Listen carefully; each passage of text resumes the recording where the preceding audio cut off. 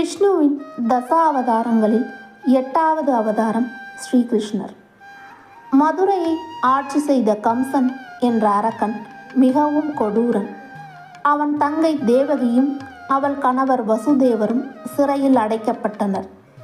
கம்சனை கொல்ல பிறப்பவன் தேவகியின் 8வது மகன் என்று தீர்க்க தரிசனம் கூறியது.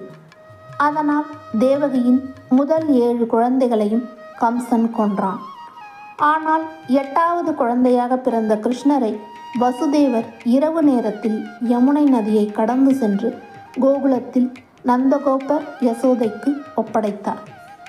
குழந்தை பருவம். கிருஷ்ணர் கோகுலத்தில் வளர்ந்தார்.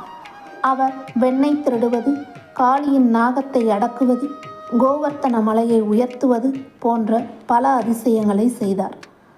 கோகுல மக்களை அசுரர்களிடமிருந்து காப்பாற்றினார். கம்சன் வதம். பெரியவனான கிருஷ்ணர் மதுரைக்கு சென்று கம்சனை போரில் கொன்றார். இதனால் அநீதி முடிவுக்கு வந்தது.